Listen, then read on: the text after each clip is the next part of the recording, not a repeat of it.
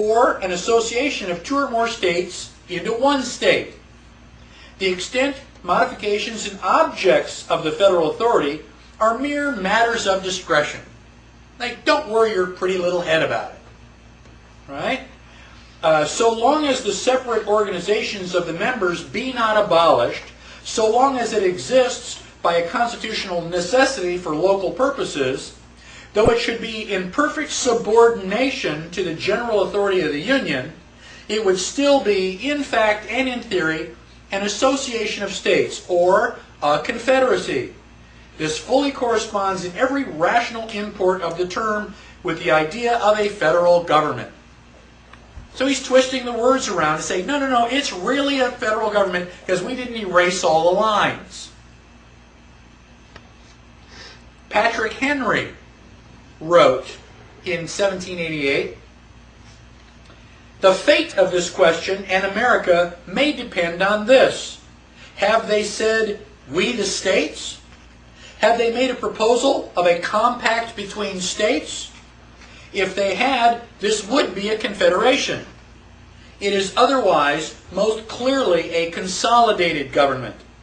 The question turns, sir, on that poor little thing, the expression, 'we the people,' instead of 'States of America.' I need not take much pains to show that the principles of this system are extremely pernicious, impolitic, and dangerous. The rights of conscience, trial by jury, liberty of the press, all of your immunities and franchises, all the pretensions to human rights and privileges are rendered insecure, if not lost, by this change so loudly talked about by some and inconsiderately by others. Is this same relinquishment of rights worthy of free men? Is it worthy of that manly fortitude that ought to characterize Republicans? It is said 8 states have adopted this plan. I declare that if 12 states and a half had adopted it, I would, with manly firmness, and in spite of an erring world, reject it." So Patrick Henry says, you're all wrong. It is not a federal government. It is a national government, and I don't care how many people say that 2 plus 2 is equal to 5. It's not. So there were people at the time who were opposed to the Constitution because they were afraid that it gave too much power to the government. We've got 225 years of hindsight. Who was right?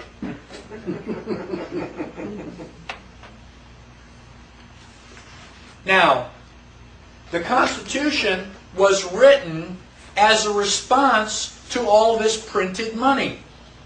When you print money, you cause inflation. When you cause inflation, people will not accept the currency. If people do not accept the currency, the economy stops. And if the economy stops, everybody is hurt. And so they said, go to Washington and create something, fix the Articles of Confederation. They didn't. They replaced it. Started from scratch with the Constitution. It was signed on September 17th, 1787. All right? We're very, very close to September 17th, Constitution Day. What are you doing for Constitution Day to, celebrate that document, right? Or possibly to announce how bad that document is. The Constitution is a wonderful document, but it has some terrible flaws in it. If you don't read the document, you don't know what the flaws are. Now, the Constitution had to go out and had to be ratified. Why?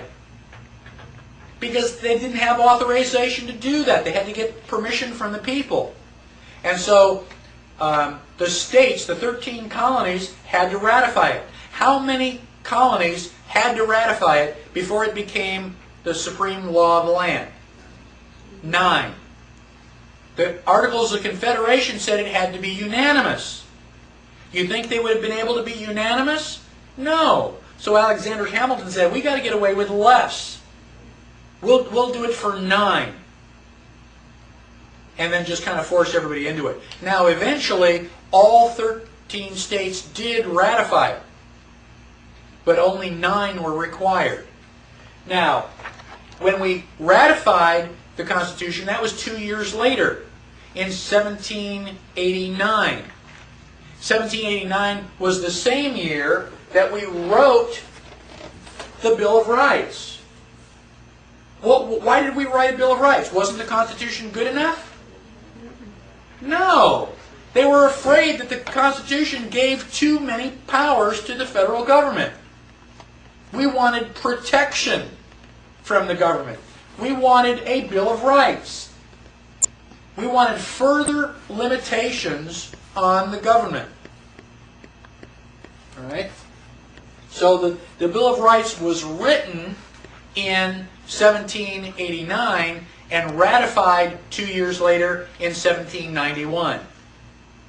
So everybody remembers 1776.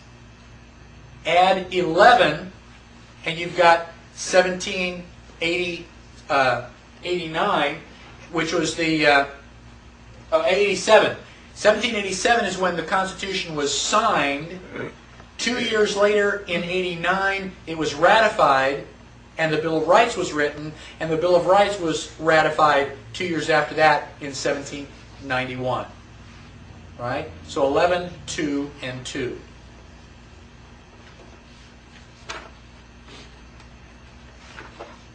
Now, let's talk about the Constitution, finally.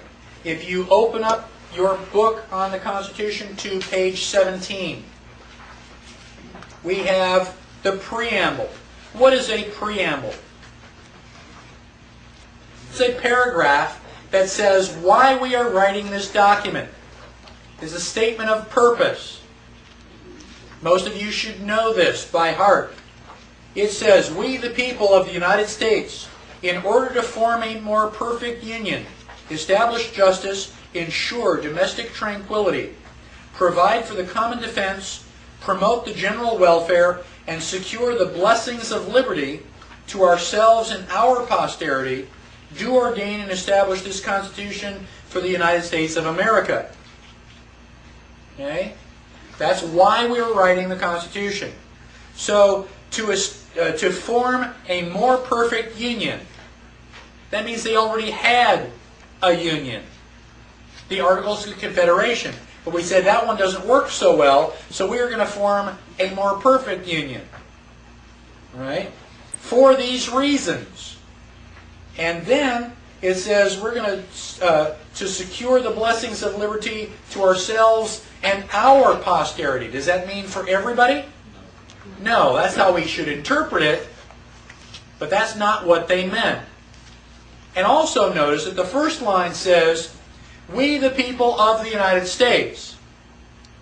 And the last line says, establish this Constitution for the United States of America. United States and United States of America. Those are two different things. One is a republic, the other is a democracy. We'll talk about that a little bit more. Now, the Constitution was set up to operate as a negative authority. Who has all the power? We do. We are giving power and authority to the government. That is a permission. We have the rights, they get privileges. Don't let them tell you anything different. Now, the Constitution of the United States and the Constitution of each state are a political trust. Let me describe a trust very briefly. Let us pretend that I am very old. Let us also pretend that I am very rich. You're going to have to pretend on the rich part a lot harder than you have to pretend on the other part. Okay? So I'm rich and old and I have children. And I want to leave my money, all my millions of dollars for my children. But their children